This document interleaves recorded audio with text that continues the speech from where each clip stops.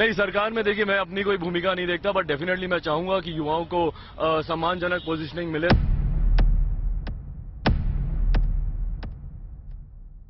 If I'm just started my career, how I can expect that I should be appointed as a reader and professor? तो नए चेहरे हैं, उसकी जगह पे जो वरिष्ठ लोग उनको देखिए, ये पार्टी का अपना फैसला होगा, पार्टी जो भी निर्णय करेगी वो सब।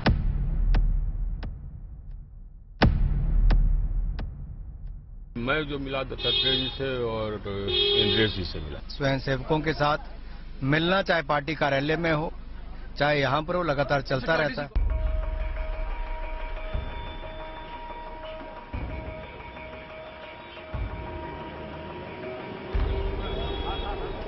भावी प्रधानमंत्री नरेंद्र मोदी गुजरात भवन में बैठे रहे और लोग उनसे मिलने आते जाते रहे।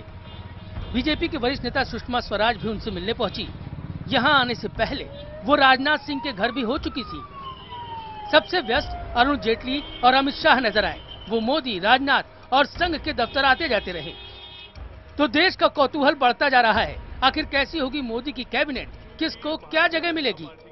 बीजेपी सूत्रों के मुताबिक आरएसएस कुछ समय के लिए राजनाथ सिंह को पार्टी अध्यक्ष के तौर पर ही बने रहना देना चाहता है, लेकिन खुद राजनाथ सिंह गृह मंत्री बनना चाहते हैं। खबर ये भी है कि अगर राजनाथ सिंह गृह मंत्री बनते हैं तो आंतरिक सुरक्षा का हिस्सा गृह मंत्रालय से अलग कर नरेंद्र मोदी अपने पास रख सकते हैं।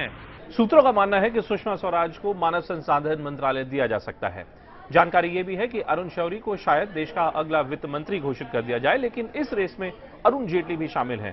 अरुण जेटली को या वित्त मंत्रालय दिया जाएगा या फिर उन्हें विदेश मंत्रालय दिया जाएगा। ये सारी गहमागहमी दरअसल भारतीय जनता पार्टी के आला नेताओं के बीच जो बैठकें हो रही हैं उनके चलते, और इन नेताओं के साथ जो आरएसएस की बैठकें चल रही है उसके जरिए हो रही है। अब सवाल उठता है अडवाणी और जोशी का। सूत्रों की ताजा खबर को माने तो अडवाणी स्पीकर नहीं बनने वाले। उन्हें संघ मार्गदर्शक की भूमिका में ही देखना चाहता है। ऐसी स्थिति में करिया मुंडा लोकसभा स्पीकर हो सकते हैं। सूत्रों का ये भी कहना है कि मुरली मनोहर जोशी के हाथ रक्षा मंत्रालय लग सकता है। खबरों के मुताबिक नितिन गडकरी चाहते हैं कि उन्हें पार्टी का अध्यक्ष बनाया जाए, लेकिन फिलहाल ये मामला अटका नजर आ रहा है। सवाल ये भी है कि आखिर मोदी अपने सहयोगियों को पार्टी में किस तरह से शामिल करेंगे। रामविलास पासवान अपने बेटे चिराग पासवान के साथ मिलने पहुंचे। सूत्रों का कहना है कि उनके बेटे को कैबिनेट में शामिल किया जा सकता है। तो उधर महाराष्ट्र में बीजेपी शिवसेना गठबंधन में शामिल रिपब्लिकन पार्टी ऑफ इंडिया के अध्यक्ष रामदास अठावले भी खुलकर मंत्री पद की मांग कर रहे हैं।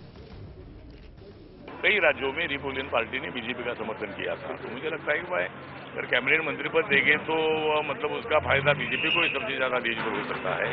इसीलिए हमारा आग्रह रहेगा कि भाई कैबिनेट मंत्री पद देने के संबंध में विचार होना चाहिए।